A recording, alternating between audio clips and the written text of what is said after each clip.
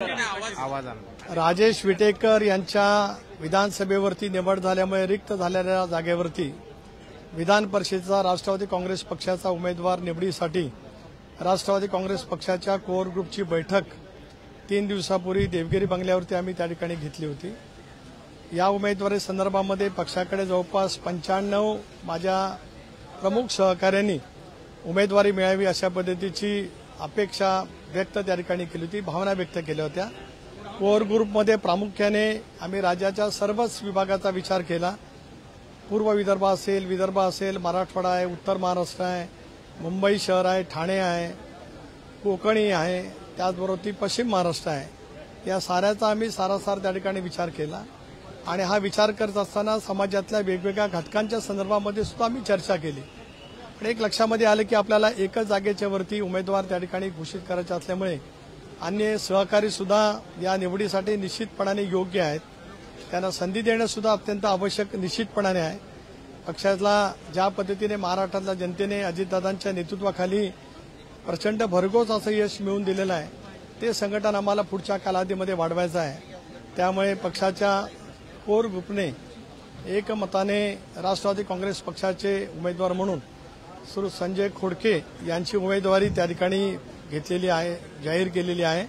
त्यांचा सुद्धा 99 सालापासूनचा पक्ष संघटनेतला अनुभव हा प्रदीर्घ त्या ठिकाणी राहिला। जरी त्यांच्या पत्नी काही वेळेला काँग्रेसकडून विधानसभेवरती निवडण्यात आल्या तरी सुद्धा संजय खोडकेंचं पक्षाची बांधिलकी, पक्षासाठीचं योगदान हे निश्चितपणाने त्या ठिकाणी राहिलेलं आहे आणि उद्याच्या भवितव्याच्या कालावधीमध्ये सुद्धा त्यांचं योगदान त्या ठिकाणी निश्चितपणे राहील।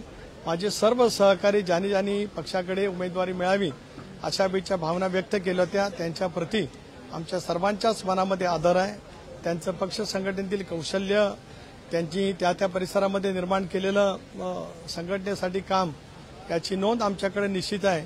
योग्य वेळेला योग्य पैकी संधी देण्याचा प्रयत्न राष्ट्रवादी काँग्रेस पक्षाच्या माध्यमातून निश्चितपणे होईल। जुन्या आणि अनुभवी चेहऱ्यांना अशा प्रकारे पक्षात संधी मिळेल हा एक मेसेज देण्याचा प्रयत्न आहे का तुमच्या? हा त्याच्यातलाही मेसेज आपण समजू शकतो। प्रदीर्घ संघटनेमध्ये काम केलंय, हाही त्याच्यातला भाग आहे। संघटनेसाठी त्यांनी सातत्याने वेळ सुद्धा दिलेला आहे। विदर्भातील सुद्धा तशा अनेक कंगोरे शेवटी निवडीच्या पाठीमागे येतच असतात।